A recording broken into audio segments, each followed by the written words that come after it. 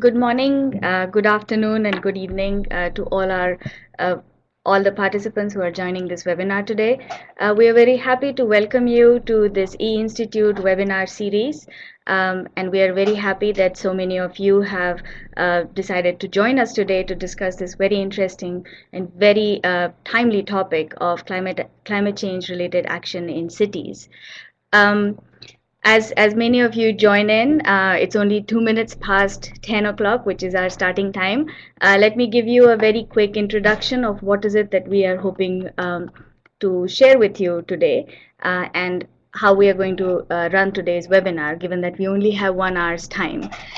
So for most of you who are aware of what the E-Institute is, it's an online learning platform hosted by the World Bank Institute, which is a part of the World Bank Group. What we are going to do today in this webinar series is to share an initiative called Scaling Up Climate Change Action in Cities, which is part of an initiative run by the World Bank Institute's climate change team. However, this is also a topic which is of great importance to all cities around the world, and therefore we also acknowledge the big role being played by all of the urban institutions and our partners around the world.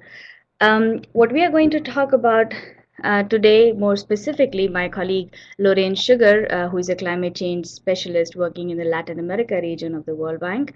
What Lorraine is going to be presenting today is uh, work being done by the city of Rio de Janeiro in partner, and we are very honored to have partnered with them on this to develop a low carbon city development program. But before we go to the program itself, I am going to speak very briefly about the context, the overall,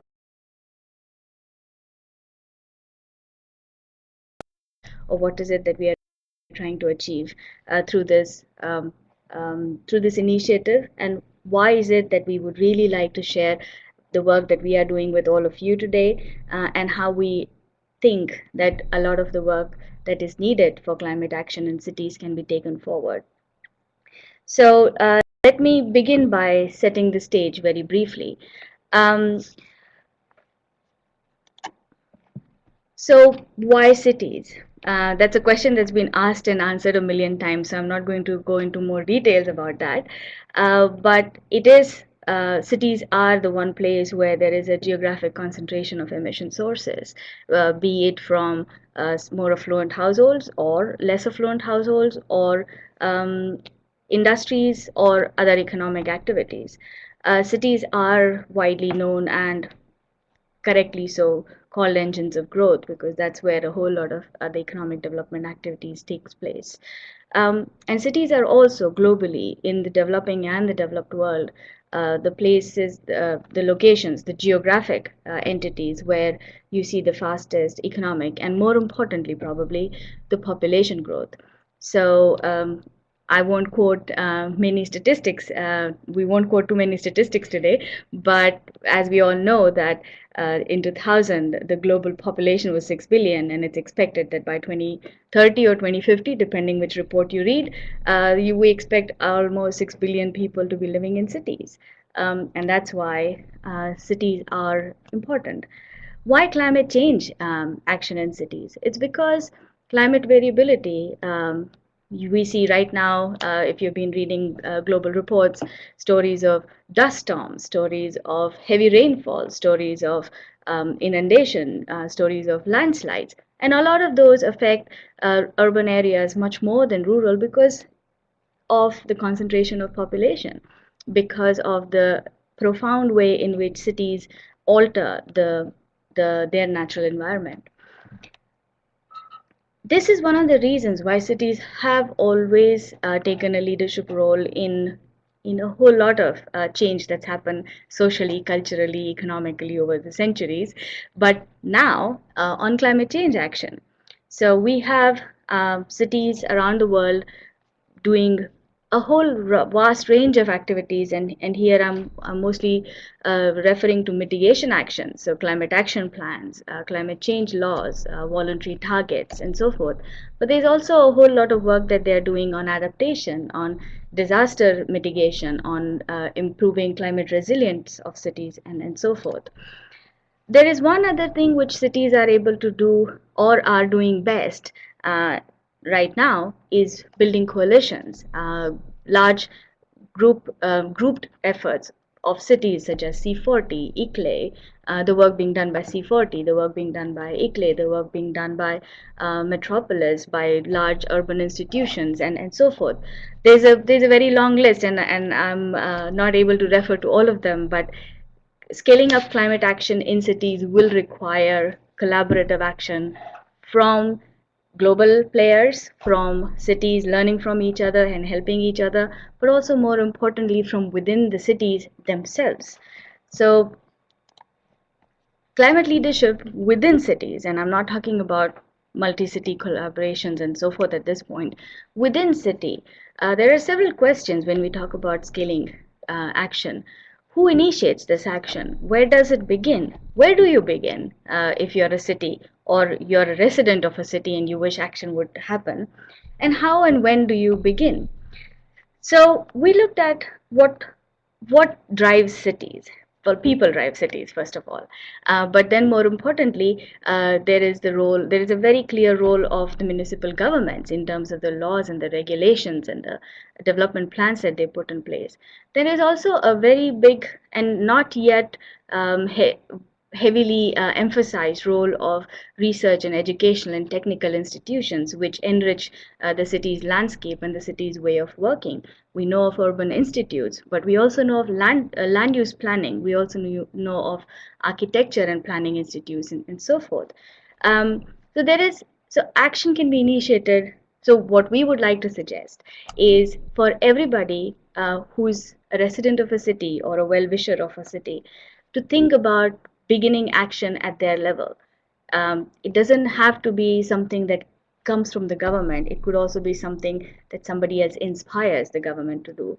It could also be something where somebody places the technical imperative for taking action or shows the way many citizen groups and environmental groups do for a large number of cities on various range of environmental and social issues. There's no reason for climate change to be dealt with in any hugely different way. So there is a whole lot for us to build on. And at the World Bank, and more specifically, I speak for the World Bank Institute's climate change team, we have been trying to find ways of helping cities take action, either as a carbon activity only or as a low carbon development. So carbon mitigation only, or a low carbon development, or a much broader green growth agenda. Today's webinar, we will speak more about the Low Carbon City Development Program, and my colleague Lorraine is going to be talking to you more about specifically the Low Carbon City Development Program that has been developed in and with leadership of the city of Rio de Janeiro. So with that, I hand over to you, Lorraine, to speak about the Rio program. Great, thanks Manali, and thanks to the E-Institute as well.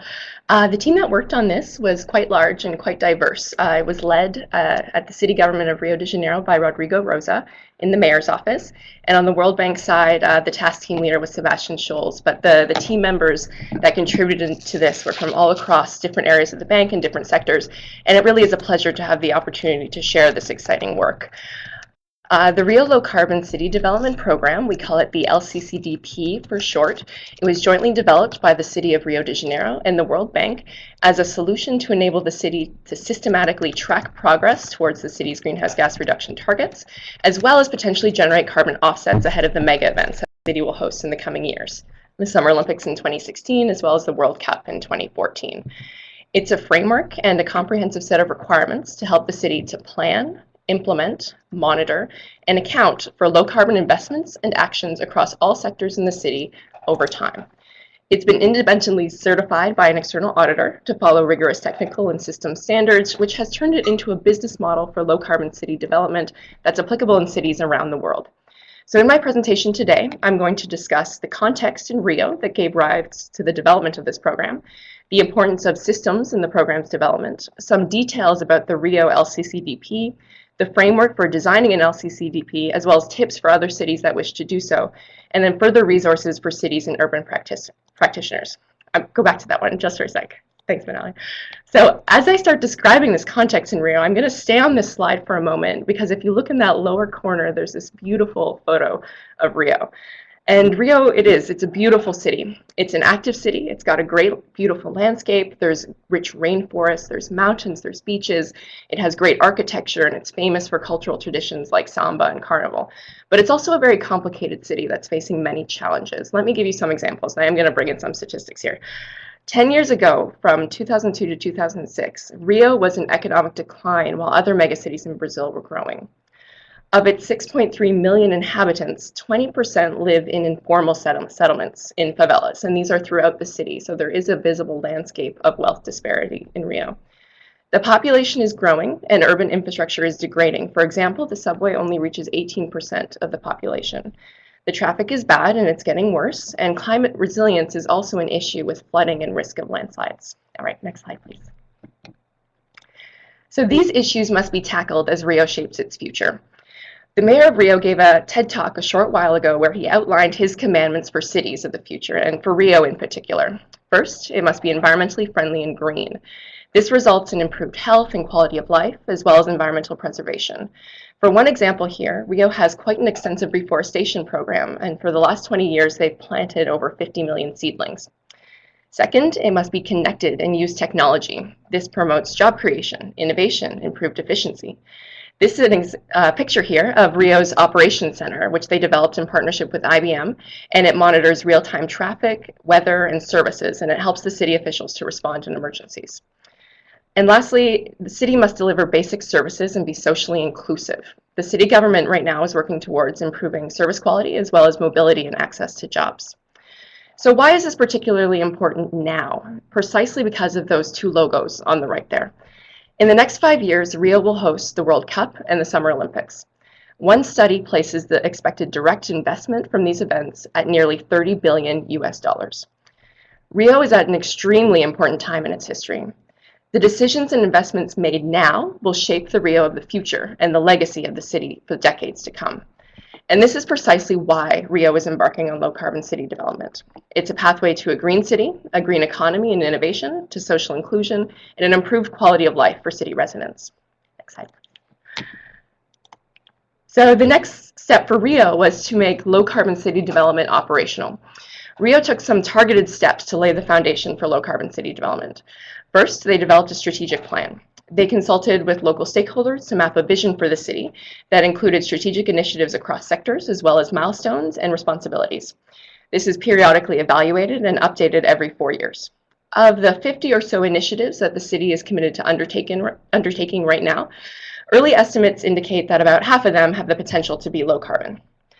In parallel, Rio worked with a local university research group called COPE to conduct a greenhouse gas inventory and model future scenarios of city emissions.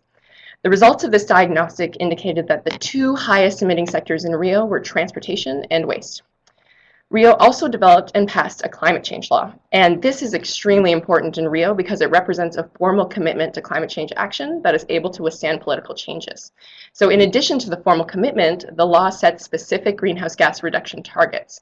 These are absolute targets to achieve a certain number of emission reduction units. Specifically in the case of Rio, it's 2.3 megatons of carbon dioxide. These targets are structured in a way that requires bottom-up mitigation action accounting, which is a survey of all the actions in the city across sectors and a calculation of carbon savings from those actions over time. So how to do this? When you think of calculating carbon savings from actions, there's an entire industry, the carbon finance industry, that has been working on quantifying and measuring emission reductions for nearly a decade. When we started working with Rio, there had been some great work done by Monali and others on structuring a citywide approach to carbon finance, and the first program was developed in Amman. This was a program of carbon mitigation activities across sectors in the city and a system to quantify them. Our goal in Rio was to apply this approach and help develop robust systems and processes needed to plan, implement, monitor, and account for low-carbon actions. With these systems in place, Rio is able to do two things. First, credibly demonstrate the achievements of its self-set GHG reduction goal, and second, potentially generate carbon credits or access other results-based climate finance that may emerge in the future. And this is where the importance of systems comes in. So the Rio LCCDP is a systems approach that includes a framework and a comprehensive set of requirements for essential program elements like the following. Program planning and evaluation. This outlines program goals and a strategic pathway to achieve them. By periodically updating the program's performance and adjusting, the program becomes even more likely to achieve its goals. Second, roles and responsibilities. This identifies key actors in the municipality, within the government and outside the government, and what their specific tasks are during the lifetime of the program. Third, an intervention registration process. Under the Rio LCCDP, we include projects as well as policies, and we use the term intervention to describe both of those. The intervention registration process outlines the steps to determine whether or not to include an intervention under the program and how to assign a methodology, etc. The monitoring, reporting, and verification process. After an intervention is included under the program, it's tracked over time, and its emission reductions are monitored, tracked, and verified. So this approach was new for a city, and we wanted to make sure to have it reviewed by an external auditor so that we could have certainty and verification that the system would function as it was intended. We worked with DNV-KIMA to develop the LCCDP Assessment Protocol, which includes a combination of internationally recognized standards for greenhouse gas accounting and management systems. It includes ISO 14064-2, which is for quantification, monitoring, and reporting of greenhouse gas emission reductions or removals. ISO 14001, which is a certification for environmental management systems. And the GHG protocol, which was developed by the World Resources Institute and the World Business Council for Sustainable Development for accounting GHG emission reductions from projects. Other forms of certification for carbon finance were not necessarily well suited for city programs, and that's why the LCCDP assessment protocol is really special, because it's an accreditation pathway specifically designed for cities. And this doesn't just apply in Rio. The accreditation turns the LCCDP into a business model for low carbon city development that is applicable in cities around the world. So how does this work in the case of Rio? I'm going to go through an example to highlight how this framework would be applied to a specific intervention, and this is representing the intervention registration process. So let's take the example of urban forestry. First, the coordinating management entity, the CME, this is the body that oversees the entire program, would work with a multi-sectoral municipal working group, the MWG, to confirm whether the intervention is eligible to be included under the program. This is done according to a certain set of eligibility criteria. The eligibility criteria include things like geographic boundaries, sectoral boundaries, aspects that ensure the city government has some form of jurisdiction over the activity and that the emission reductions it is going to produce are real and verifiable. Next, the intervention goes to the technical advisory entity, who assigns a methodology to quantify the emission reductions and conducts an early estimate of the volume of emission reductions.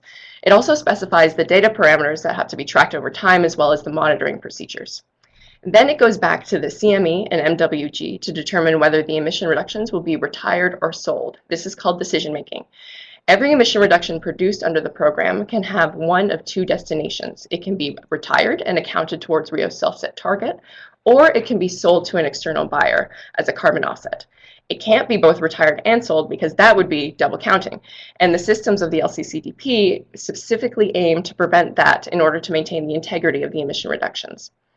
Once it is registered under the program, the intervention starts into the cycle of monitoring, reporting, and verification. Skipping right to number 5 here, the Information Management Entity, the IME, houses all the data related to the program and would monitor and report the achievement of emission reductions over time and also perform the necessary data quality controls.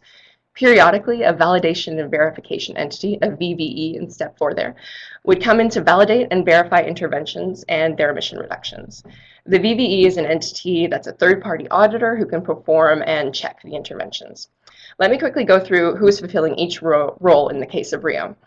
City Hall is the CME, specifically because it has a high level of authority and can coordinate across city departments, which is essential for this role.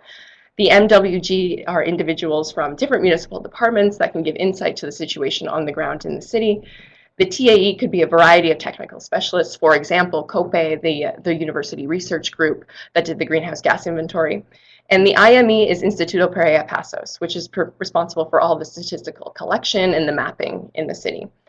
Once the city goes through this process for a variety of interventions, it'll end up with an ongoing portfolio of interventions with a record of achieved emission reductions, which can then be used to determine the progress towards the targets. Next slide, please. So there's been a lot of interest about how to do this in other cities. Together with DNV-KIMA, we tried to capture some of these lessons and insights from the Rio experience and published it in a guidebook to provide a roadmap for other cities on designing an LCCDP. The guidebook is currently open for consultation, and it would be great to have feedback from the audience. There's a lot of diverse people in the room right now to see if it would also be useful for your city or how it can be improved. I think it is fair to say, and I know Monali did mention this, that when it comes to climate change actions in cities, there are a lot of moving parts and a lot of different starting points. The beauty of undertaking an LCCDP is that it can help to gather all these moving pieces under one program and chart a strategic path forward. Each of the pieces of the LCCDP broadly falls into one of 4 categories, and these are the classic systems action steps: initiating, planning, executing, and evaluating. First, initiating. When a city is considering starting a program, there are a few items to tackle first. Mission, scope, and boundaries, so that the broad intentions of the program and where it will be applied. Stakeholder consultations. The best programs are developed in partnership with stakeholders within the city as well as within city government as well as the city itself. A greenhouse gas inventory. This can provide a diagnostic for the current state of emissions in the city, but I do really want to mention that if you don't have an inventory, you can still take climate change action, but this is a good step to provide a diagnostic. And a demonstration of municipal commitment in the form of a law or some sort of statement, something that shows the municipality is committed to climate change action.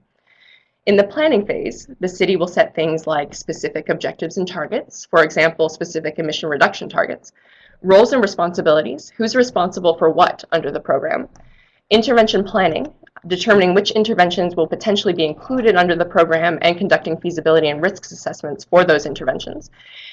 And then in the executing phase, it's important to define things like eligibility criteria. There are a few standard ones, but these will also depend on the situation in the ground in the city. The executing phase can also have guidance for things like assigning a methodology and doing an ER estimate, making the retire or sell decision, and monitoring, reporting, and verification of interventions. Finally, evaluating. This is arguably one of the most important pieces of designing an LCCDP because it feeds directly into future iterations of the program.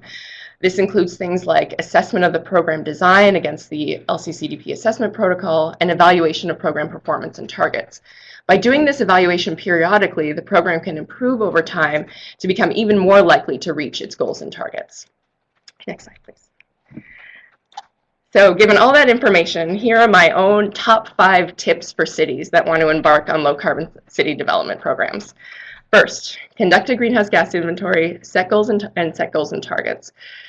Get insight on what your emission profile looks like now and set ambitious goals for what you want to achieve in terms of emission reductions. Number 2, consult and collaborate with stakeholders. The best programs have broad buy-in and support from many actors in the city. You'll find that different organizations have great skills and great willingness to participate in different program responsibilities.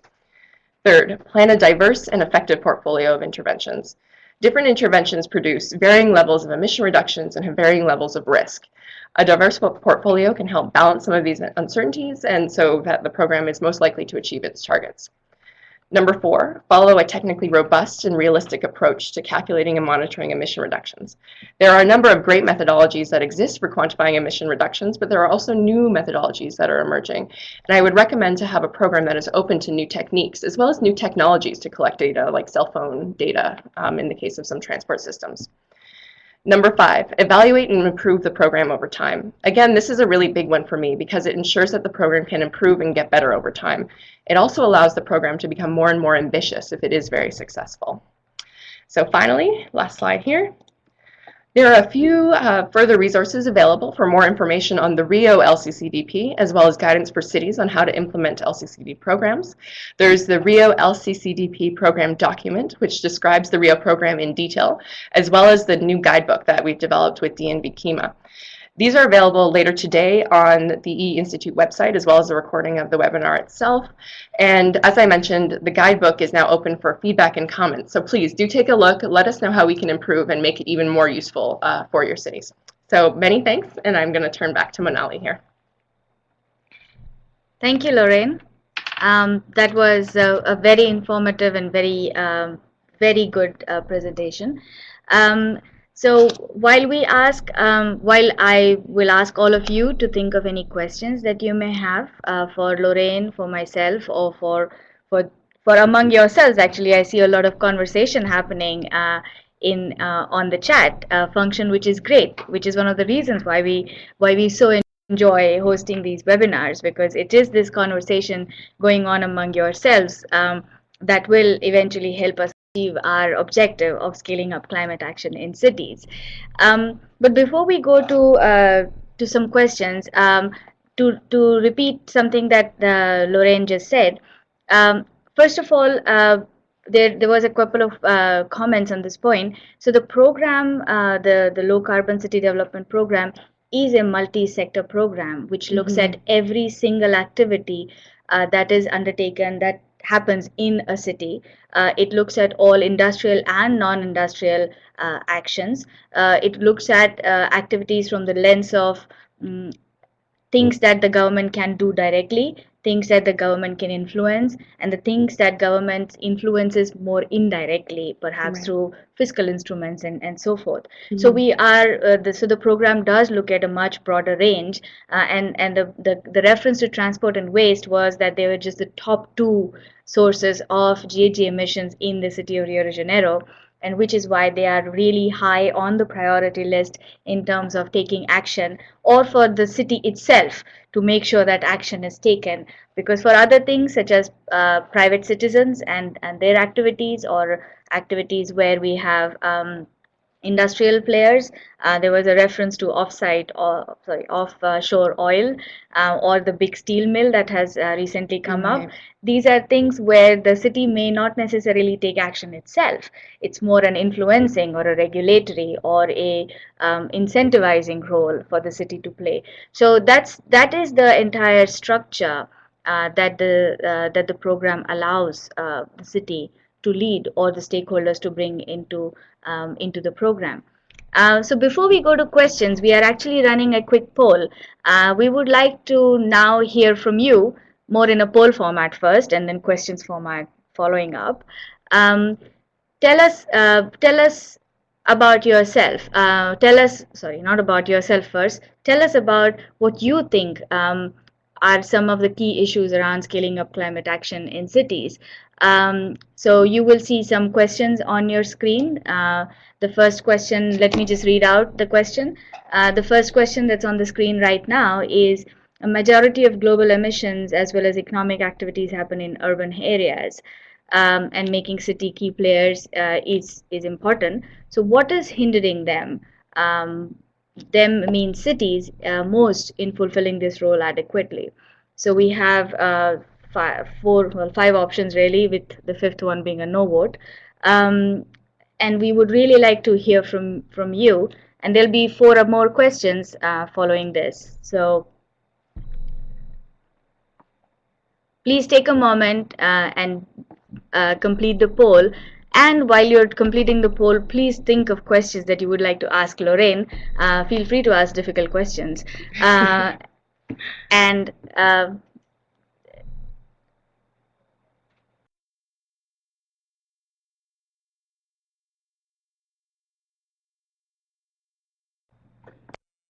I have some comments here where it's saying no audio, or audio is breaking up.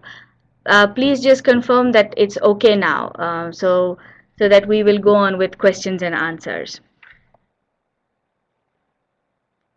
Okay, great. So we actually have a first question here from Conrad. Let's take this question. And this is a good question for Lorraine, actually. So in terms of the Rio program, what is the key criteria for deciding in favor of retiring or selling the emission reductions? Does the national government have any say in this? Does the national emission reduction targets have a role in this? Yeah, this is a great question, and it points to, I guess, two key considerations. First, whether to retire or whether to sell.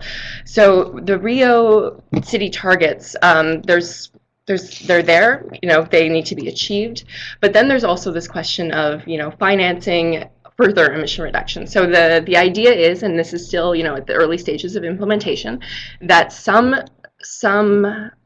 interventions would have ERs that are retired towards the goal. Some would have that ERs that are sold, specifically if there is an existing carbon finance methodology under the CDM or the VCS where there would be a potential to actually sell and get revenue from those carbon offsets. This would be a case that it would be more desirable to sell those offsets, and that could feed into further action on the ground.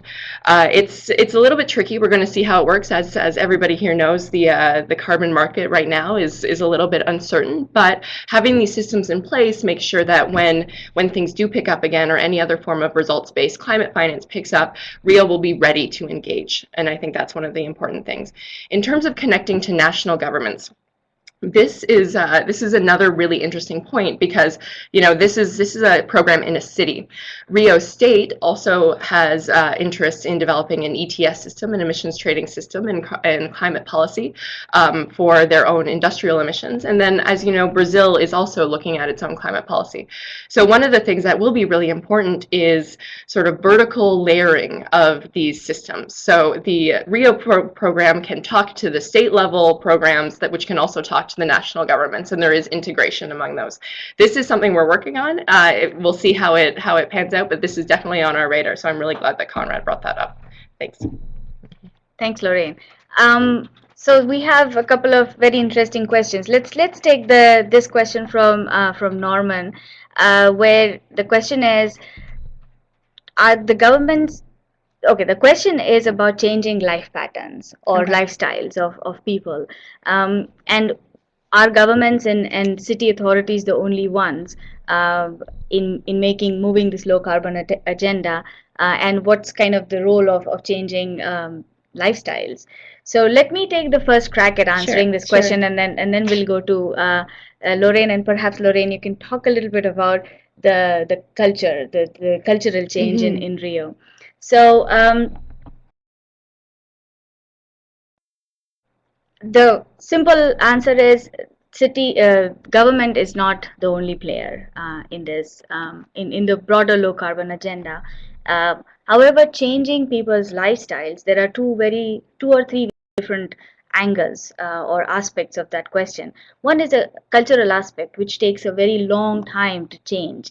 Then there is a broader social aspect of how do people consider their lifestyle. Is it a part of their identity already, or is it more a matter of convenience? And then the third is, how do you go about changing it in terms of, is there a infrastructure change? So do bike sharing paths actually bring about a cultural change or a social acceptance in terms of bikes or cycles, as we call them in Asia more? How much do these government actions help move lifestyle choices of people? Because in the longer term, it is true. The low carbon agenda requires lifestyle change. It requires a greater understanding and acceptance of efficiency, of the need of making low carbon choices, of doing things which are 100% individual, like recycling, or like turning off that light when you leave the room, or choosing to go walking, or riding a bike, or taking public transport. All of these are definitely very individual choices, which the government can at best incentivize to some extent, inspire in a lot of the good examples, and facilitate by providing the appropriate infrastructure that is needed for this to become easier, for these choices to become first available to citizens, and two, making them more acceptable and available to citizens. So that's a more generic, more answer, and I'll ask Lorraine to talk a little bit about Rio, because it actually is a really good good example to answer this question. Right. I guess before I dive into Rio, one of the statistics that we use is that 70% of global greenhouse gas emissions can be attributed to activities in cities. And this is lifestyle activities. These are decisions that people make every day. And I guess the point is that city governments, aren't necessarily the only ones who are making changes on this. It's an entire city effort. There's civil society organizations, there's NGOs, there's the private sector. It's really, really integrated, but the city government can set a leadership example, and I think that's an important point. And in Rio, this has happened. There's cultural shifts. The mayor is very, very clear and very direct about how he wants to make Rio a sustainable city. He's promoting things like bicycling, things that do have really nice optics. But as a result of this, there is sort of cultural shifts in the city. This is becoming more and more on people's radar. They're becoming more and more aware that these are actions. There are interesting pilots popping up.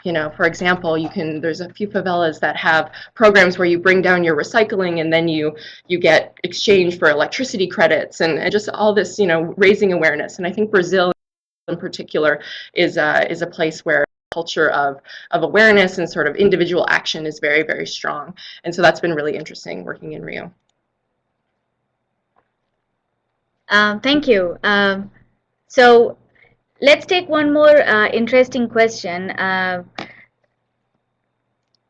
from Yorgos about transport as a priority sector, but the cost of the MRV for transport project being much higher than the economic benefit, and that the whole methodological approach and otherwise is very complex.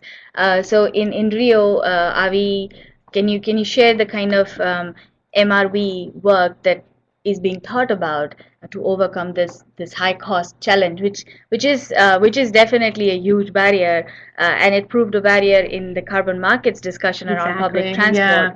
So it never really went anywhere. So can you tell us a little bit about what's being thought about in Rio? Sure. So I think that the point you made, Manali, carbon finance and the transport sector have been sort of on and off friends for a while. Mm-hmm. It hasn't worked quite so well, but I also want to, I'll come onto your screen here.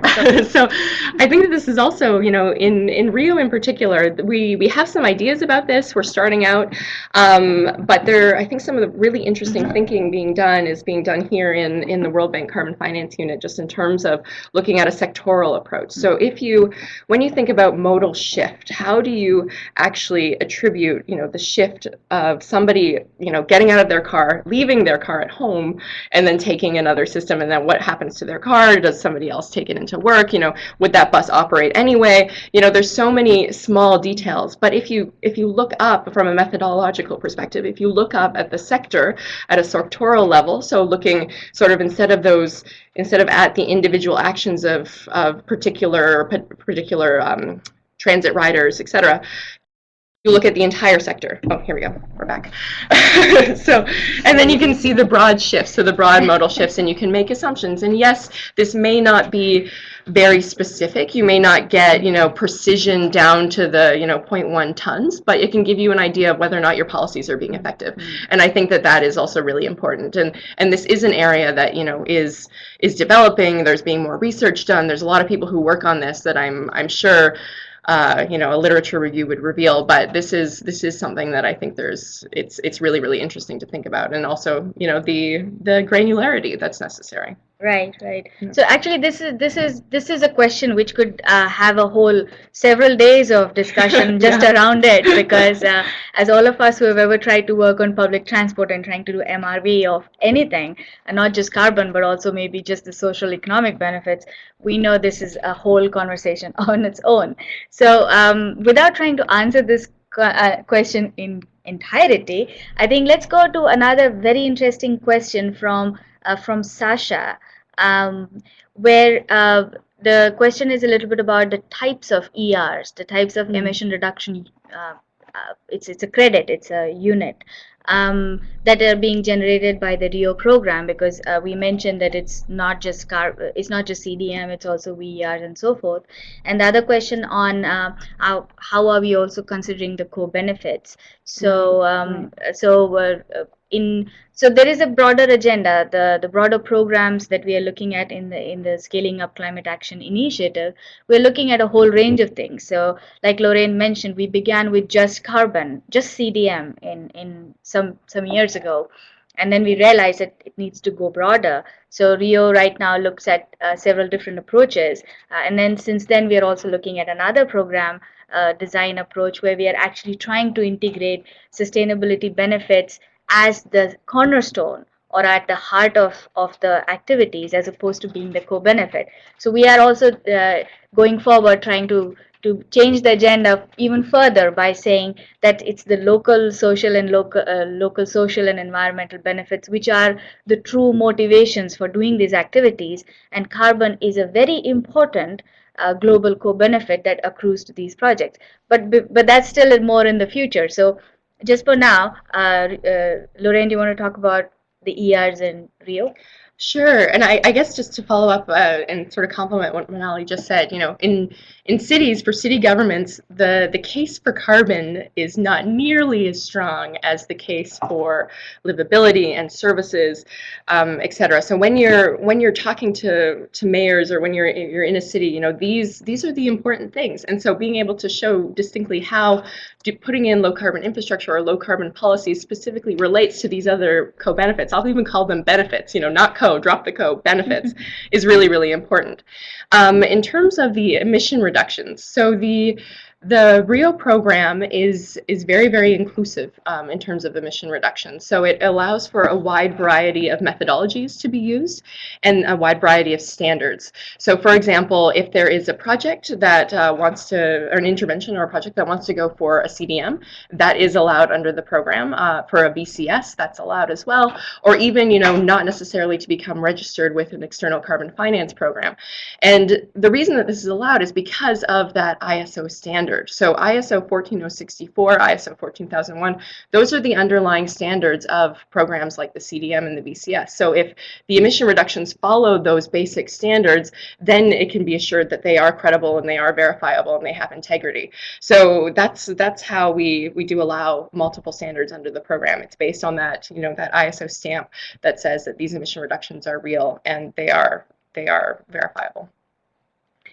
Yeah, thanks, Lorraine. Let's go to a question which is kind of on the same lines, and perhaps clarifies a little bit of the starting points for LCCDP and the inclusiveness that Lorraine was just mentioning.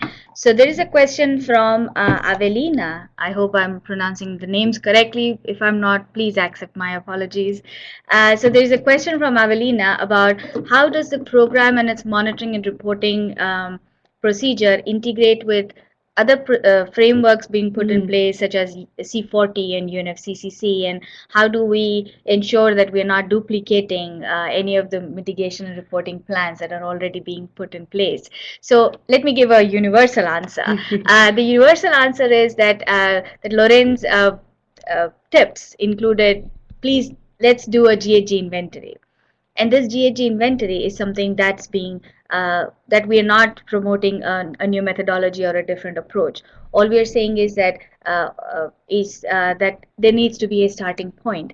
And that's one of the reasons why I was referring to C40 and ICLE and all the great work that's been done already, because that is already a foundation for creation of the program, which a program only provides a structured framework to take the projects forward and bring some sustainability by providing a business model.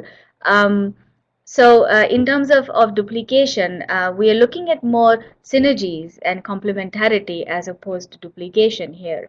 It's the idea is that we all eventually need to come together. So instead of somebody doing an inventory and someone else doing a climate action plan and someone else trying to look at how to raise financing to support it and so forth, can we all kind of come together and create a programmatic framework around all of this work that's being done, great work being done by different institutions. So in the Rio context, we actually have interesting linkages. So I'll ask Lorraine to talk about it. Sure. Yeah. So we in terms of status of implementation and where we are, we're at the start. We're doing demonstration projects to sort of test how the system works.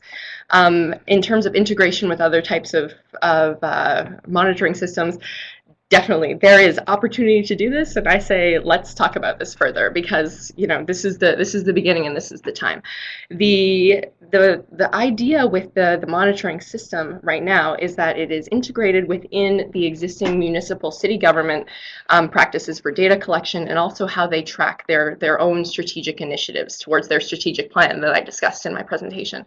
They use a system called PUMPI, which is integrated across sectors, across municipal departments, and they require input of data periodically. I think they're doing it almost every week. And so for these first demonstration projects, the data monitoring is actually tied to PUMPI, so it becomes a line item. So for the urban forestry, the environmental secretary is the one that's implementing that program. So they would have a line item in that software system that they're using already that tracks the specific data parameters for tracking those emissions from the overall forestry program. And that would be housed in, that would then come into IPP to be housed as part of the broader system. So I guess I would like to learn some more about what's happening. So I do invite bilateral discussions in terms of other monitoring systems that are happening. We are just at the start, and also, as I mentioned, with the vertical integration, this would ideally be integrated with systems at state level as well as national level. And these are very early days. So I do think that this is an important time to be having this conversation. Yeah, I think that's probably a very important point. So we're not just looking at doing this webinar in terms of like a one-way flow of information. We really are seeking your inputs and feedbacks to enrich the work that's being done in Rio and more broadly globally as well. There's a question from Laura about, are we planning to use harmonized methodology for GHG accounting, such as WRI's GPC? The answer is yes. It's a very definite yes. So when the inventory was done in Rio, GPC was still in the process of development. So the first inventory that was done in Rio several years ago still used WRI methodology, and we also had WRI people involved in this whole in the process. But going forward, yes, the GPC is definitely a harmonized methodology that can be used for these kind of programs. There is a very interesting question which just came from a Chang about the law in Rio. So, do city governments have the power to pass such a law, or is the law in Rio is more a federal government or a national law? So I think he would like us to talk a little bit more about the role of city level law and in the whole global action and so forth. So just before I pass on to Lorraine, most municipal governments do have the authority to pass laws which regulate activities within their jurisdiction. So in some ways, that's all that the Rio law is really trying to do. However, how does it gel or sit with the provincial or state level or the national or federal level laws is something which it's still new and it's still a very early days, so it's hard to say. But specifically in the context of Rio and Brazil, Lorraine, do you want to talk about this? So it is a municipal law in Rio, and it does set targets. And I think it's important to note that these targets are voluntary. So they are Rio's voluntary targets. So they're not, it is a law, but it's not mandated as part of a broader, I guess, coalition or a protocol between cities or between governments. So this is something that Rio has set for itself. It's taken the initiative to say, this is important to us, we're setting these targets, and this is how we're going to show that we've met them. And I think that this can be done with even without a national level or an international agreement on climate change. And this is one of the ways that cities can take action ahead of slow processes that exist at the international level. And I think that's important to note as well. Mm-hmm. And moving completely from laws to private sector role. So we have a question from Karan saying, what is the role of private sector in this initiative in terms of partnerships or financing and support for market mechanisms? And it's, I think, it's a good question because it helps us actually answer two additional questions. So the first one is about projects policy interventions will obviously have to come from the government, but in terms of projects being developed by the private sector or projects being developed by partner agencies, for example, C40 is developing projects in Rio, right? And private sector interest in terms of their compliance with other laws which require them to do low carbon activities, or a whole lot of the discussion around engaging private citizens, even tourists maybe, in this. So in terms of the role of private sector in this, could you speak a little bit about it, perhaps even touch on Bebe Rio if it's possible? Oh, Bebe Rio, yes. So yeah, the private sector plays a very, very big role in this, because the private sector are, extremely important actors in the city in terms of who's going to actually do the emission reductions. And under the framework of the program right now, there is definitely space for that, specifically through public-private partnerships or other types of agreements. BV Rio is a great case. This is Bolsa Verde do Rio, and this is developed. This is a green exchange, a green platform, and so it's an NGO, but also a private entity that's working in partnership with the municipal government of Rio as well as the state government of Rio to provide a platform for exchanging of different types of environmental assets. And so this is a great partnership between governments, between civil society sector, between private sector on I guess how to move forward on these in a way that is conducive to how everybody operates, and so these economic incentives for moving forward. Great, thanks. So we actually have like more questions than we can handle right now, and I'm being told that we probably can only take one more question. So I'm going to combine a bunch of questions into one. The question is about attracting activities and investment into the project. So, for example, several people have asked questions on does the business model, does the Rio program allow for investments to be made into projects which are brought forward as a part of this program? The second question is about how do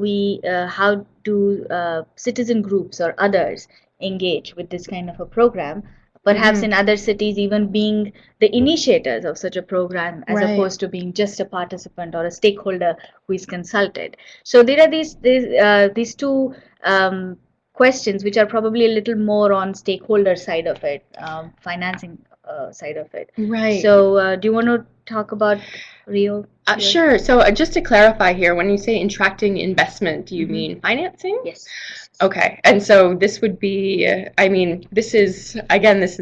this all sounds wonderful, and I think that the framework is broad enough that it's meant to be able to capture and allow for all of these people to participate and all these things to happen.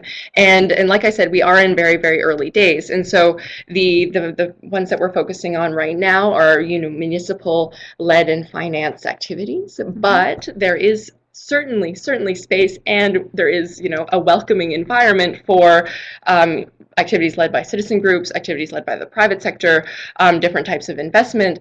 The program as it is right now, it does not necessarily yet have this specific link between can you go on there and invest in specific projects. But this is a very interesting idea. A platform could a program like this in Rio or in another city in the future actually list all the different investments, what their carbon reduction potential is, and then have the opportunity to go in and actually purchase assets or invest in those activities. This is a really, really interesting idea, and I think that this that would be really, really cool to explore in Rio.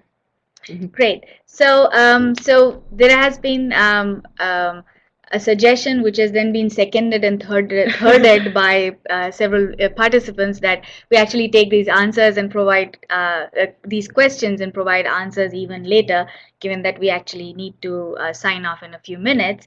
I think we will take your suggestion in that sense, and we'll take your questions and try to provide answers and send it to all of the registered attendees for today's webinar. So let me take the next 2-3 minutes in trying to just not try to summarize, but just to give some ideas for perhaps even a future ongoing conversation. So the idea for the Rio Low Carbon City Development Program, as I said earlier also, is to just provide a structured framework, is to bring together all the different energies and forces that are there in the city, whether it be municipal laws and regulations, or whether it be citizen action or private sector interest, or just the need for everybody to move into perhaps a low carbon direction. So the idea is to try and give it a foundation, a basis for it to grow on. And that is perhaps the most important single thing that such a program does. It sets that stage for actions to take place, and there is nothing more motivating than having early success, or seeing things take place, or a system or a process running. A car looks really pretty, but it looks even prettier when it's being driven. So in that sense, we have the Rio program as the global first example of what a low carbon city development program could look like.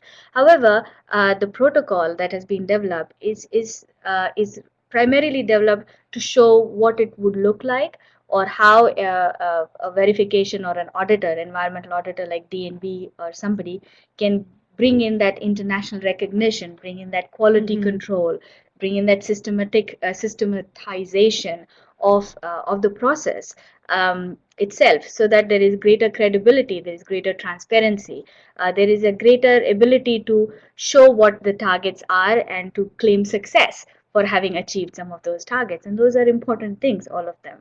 However, having said all of that, the program or the Rio program or any of the activities that we are doing are not set in stone. They are to be adapted to local conditions. They are to be modified for whatever is the local priority. They need to be adapted to what is it that the city is ready, willing, and able to do. So perhaps a law is something that comes several years in the future. Perhaps it begins more humbly with a small initiative engaging just school children, maybe, which have been great starting points in a lot of cities that we know of. It could be something as simple as a radio talk show, which is another great Rio example that we didn't get a chance to talk to you about, that just brings citizen engagement and agreement on issues around this. So there are various ways to begin. There are various different ways in which people can initiate action. And there is a lot of different approaches in which, or a lot of design options for the programs to be structured and so forth. The important message, and Lorraine says is best, but the important message is that there needs to be a system in place, and that the system needs to be verifiable. It needs to be easy to communicate. It needs to be clear and transparent, and it needs to be something that allows for engagement of all the stakeholders who come together to create that city that we are all talking about here. And eventually, as a lot of comments have been mentioning, eventually there is a need for all of us to change the way we do things, for us to really be able to address climate change, because it's not something out there external to us. It's what we do every single day. That's what is both our impact on the climate, and that's how the climate impacts us. So on that really broad note, without making it so broad that we all think, oh, we can't do anything about it, I'm going to stop, and I'm going to request all of you to please come back to the E-Institute website perhaps by tomorrow this time, so you can download this video, as well as the two documents, the Rio program document and the protocol, which will be uploaded on the website at that time. And if we can, we will try our best to take all of your questions and try to see if we can answer some, if not all of them, and upload them in the same location. So apart from that, we are always looking for partners and collaborators and people to work with us. So if you have ideas, interests, anything that we can collaborate with you on in Rio or elsewhere, please do write to us. We would be very happy to hear from you. And with that, I will thank you all, and good morning, good afternoon, good evening to all of you from myself and Thank Lorraine. you. Thank you very much.